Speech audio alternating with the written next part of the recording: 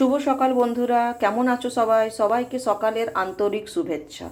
আজ আমি তোমাদের জন্য বানাচ্ছি আলু পেঁপে আর পনিরের ডালনা। যেহেতু আমি বাঙালি, তাই বাংলা রেসিপি না দেখে আমি থাকতে পারলাম না।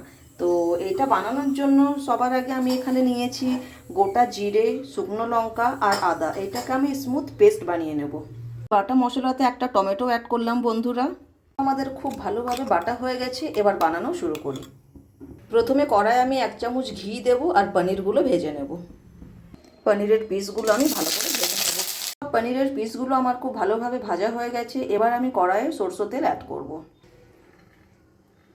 তেল খুব ভালোভাবে গরম হয়ে গেছে। এবার আমি এতে অ্যাড করব গোটা জিরে, সামান্য হিং। এবার আমি এতে পেঁপে আর আলুটা দিয়ে খুব ভালো করে ভাজবো। পেঁপে আলুটাকে একেবারে লাল করে ভেজে নিতে হবে। এবার পেঁপেটা খুব ভালোভাবে ভাজা হয়ে গেছে। এবার আমি এতে বাটা মশলাটা দিয়ে দেবো। সামান্য একটু জল দেব আর খুব ভালোভাবে কষিয়ে নেব। অ্যাড করব কয়েকটা তেজপাতা, হলুদ গুঁড়ো, কালারের জন্য কাশ্মীরি রেড চিলি পাউডার, পরিমাণ মতো নুন, সামান্য চিনি। এবার খুব ভালোভাবে এটাকে কষিয়ে নেব। আমাদের খুব ভালোভাবেই কষানো হয়ে গেছে বন্ধুরা।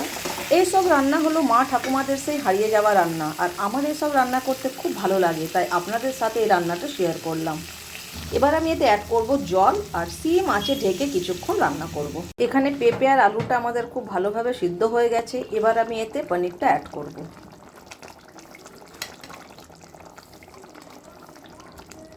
আর কিছুক্ষণ ঢেকে রান্না করব, তারপরে ঘি গরম মশলা দিয়ে পরিবেশন করব। ডালনা একেবারে তৈরি বন্ধুরা। এবার এতে অ্যাড করব আমি গুঁড়ো গরম মশলা, 1 চামচ ঘি।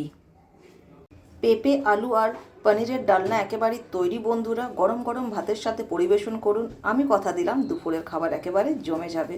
যদি ভিডিও পছন্দ হয়ে থাকে তাহলে লাইক করুন, কমেন্ট করুন, শেয়ার করুন আর সাবস্ক্রাইব করুন। আবার দেখা হবে কিছু নতুন ভিডিওর সাথে।